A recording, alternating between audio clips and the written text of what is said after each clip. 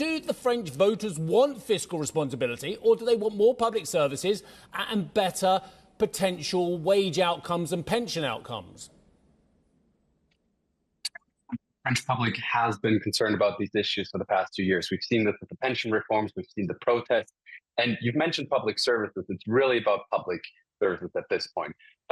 France has built back its public services over the past 20 years, and it is a very vote.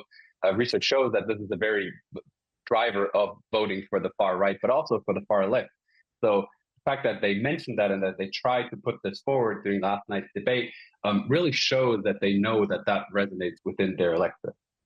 Lewis, let me bring up NATO and the consequences here for Europe around this election, because Le Pen has spelled out that she wants to leave the military wing of NATO, this at a time when there is a conflict happening, and we know that the French are very involved in terms of jets, fighter jets with the alliance, troops as well in terms of managing some of that eastern flank with Russia. What are the consequences here as we talk about the military side?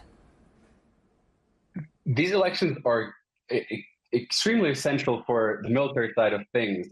Depending on who gets the relative majority in parliament, this might totally change France's foreign policy on Ukraine, but also the Israel-Palestine conflict.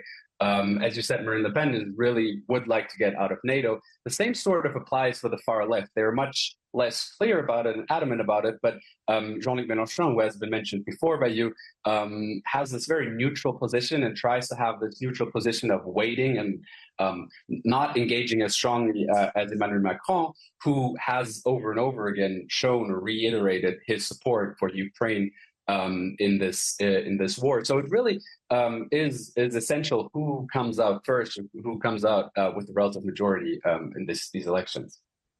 Louise, can I ask you about the debate last night? It looks like the momentum is on the side of the far right, looking at the polls. How did you think it went? It looks like particularly for the current majority for Emmanuel Macron's party, that was like the one crucial debate there on trying to change the tide. Who did you think came best in the debate last night?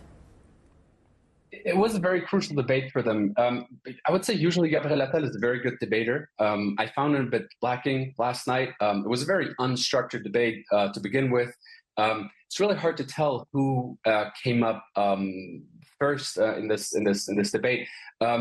They all scored really, really good points. I think they scored good points with their respective electorates. Again, these debates usually are not vote decisive. They reinforce vote choices.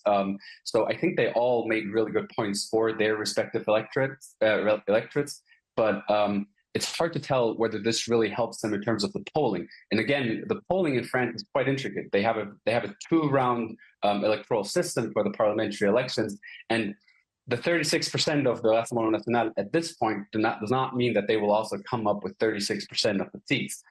They will have runoff elections for most of the second rounds, which might turn this on its head again.